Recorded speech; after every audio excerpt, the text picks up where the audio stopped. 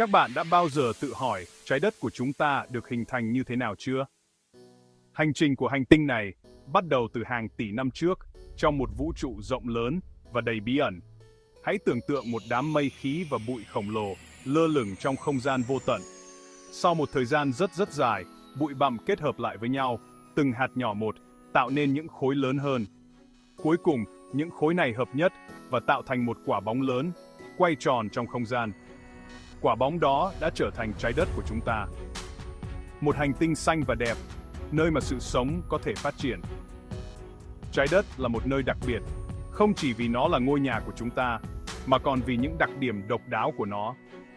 Đó là ngôi nhà của chúng ta và là hành tinh duy nhất mà chúng ta biết là có sự sống.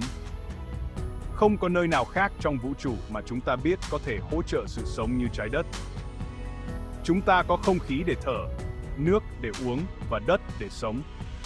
Những yếu tố này tạo nên một môi trường hoàn hảo cho sự sống phát triển. Trái đất đầy rẫy những điều kỳ diệu, từ những ngọn núi cao nhất đến những đại dương sâu nhất. Mỗi cảnh quan đều mang một vẻ đẹp riêng, từ đỉnh Everest đến rãnh Mariana. Chúng ta có thực vật và động vật với đủ hình dạng và kích cỡ.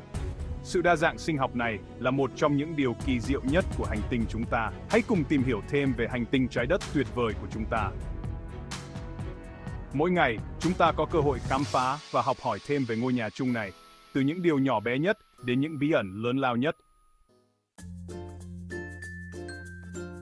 Các bạn có biết rằng trái đất luôn quay không? Đúng vậy đấy. Nó quay tròn như một cái con quay. Nhưng tại sao chúng ta không cảm thấy điều đó?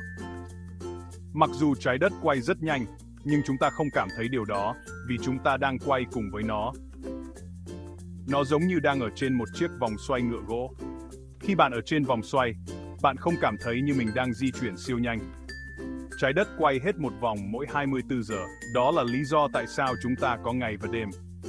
Khi phía trái đất của chúng ta đối diện với mặt trời, đó là ban ngày. Khi phía chúng ta quay khỏi mặt trời, đó là ban đêm. Trái đất quay như một con quay, nhưng nó cũng di chuyển xung quanh mặt trời. Trái đất mất 1 năm hay 365 ngày để đi hết một vòng quanh mặt trời. Khi trái đất quay quanh mặt trời, chúng ta có các mùa khác nhau. Đó là bởi vì trái đất nghiêng trên trục của nó. Khi trái đất nghiêng về phía mặt trời, đó là mùa hè ở phần đó của thế giới. Khi nó nghiêng đi, đó là mùa đông. Chúng ta sử dụng lịch để theo dõi các ngày và tháng trong năm. Lịch giúp chúng ta ghi nhớ những ngày đặc biệt, như sinh nhật và ngày lễ. Phần 4. Hành trình hình bầu dục của trái đất. Các bạn đã bao giờ để ý rằng một quả trứng không hoàn toàn tròn chưa? Nó có một hình dạng hơi khác biệt, hơi hình bầu dục. Nó hơi hình bầu dục. Điều này làm cho nó trở nên đặc biệt và thú vị. Đường đi của trái đất quanh mặt trời cũng hơi hình bầu dục. Điều này có nghĩa là quỹ đạo của trái đất không phải là một vòng tròn hoàn hảo. Chúng ta gọi hình dạng này là hình ellip. Hình ellip này có 2 tiêu điểm, và mặt trời nằm ở một trong những tiêu điểm đó. Đường đi của trái đất quanh mặt trời không phải là một vòng tròn hoàn hảo. Điều này có nghĩa là khoảng cách giữa trái đất và mặt trời thay đổi trong suốt năm. Vì vậy, đôi khi trái đất ở gần mặt trời hơn một chút, và đôi khi nó ở xa hơn một chút. Khi trái đất ở gần mặt trời, chúng ta gọi đó là điểm cận nhật, và khi nó ở xa mặt trời nhất, chúng ta gọi đó là điểm viễn nhật. Nhưng đừng lo lắng, sự khác biệt này không đủ để tạo ra sự thay đổi lớn trong thời tiết của chúng ta. Thực tế, sự thay đổi này rất nhỏ và không ảnh hưởng nhiều đến cuộc sống hàng ngày của chúng ta. Hành trình hình bầu dục của trái đất chỉ là một sự thật thú vị khác về hành tinh tuyệt vời của chúng ta. Nó nhắc nhở chúng ta về sự phức tạp và kỳ diệu của vũ trụ mà chúng ta đang sống. Phần 5. Trái đất tròn và gồ ghề. Chúng ta thường nói rằng trái đất tròn như một quả bóng. Và đúng vậy, trái đất hầu như tròn. Nhưng nếu bạn có thể nhìn trái đất từ ngoài vũ trụ, bạn sẽ thấy rằng nó không hoàn toàn nhẵn nhụi. Trái đất có những ngọn núi cao chót vót, và nó có những thung lũng và đại dương sâu thẳm. Những chỗ lồi lõm này khiến trái đất hơi gồ ghề, giống như một quả cam khổng lồ. Mặc dù trái đất gồ ghề, nhưng nó vẫn tròn khi bạn nhìn nó như một tổng thể.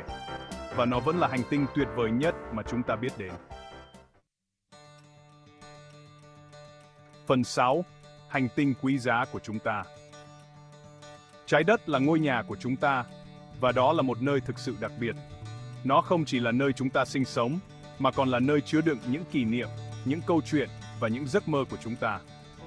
Đó là hành tinh duy nhất mà chúng ta biết là có sự sống, và nó tràn đầy điều kỳ diệu và vẻ đẹp.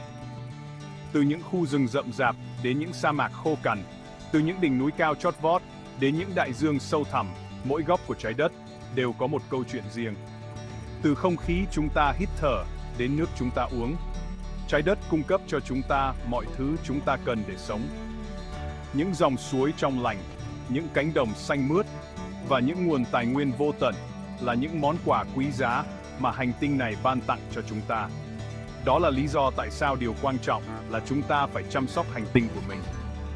Chúng ta cần bảo vệ và duy trì sự cân bằng tự nhiên để đảm bảo rằng trái đất sẽ tiếp tục là một nơi đáng sống cho tất cả mọi người.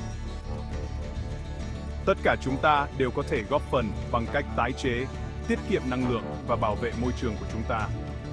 Những hành động nhỏ như tắt đèn khi không sử dụng năng lượng tái tạo và giảm thiểu rác thải đều có thể tạo ra sự khác biệt lớn. Hãy cùng nhau chung tay giữ gìn hành tinh của chúng ta luôn khỏe mạnh và tươi đẹp cho các thế hệ mai sau. Chúng ta có thể cùng nhau tạo ra một tương lai bền vững, nơi mà mọi người đều có thể tận hưởng vẻ đẹp và sự phong phú của trái đất.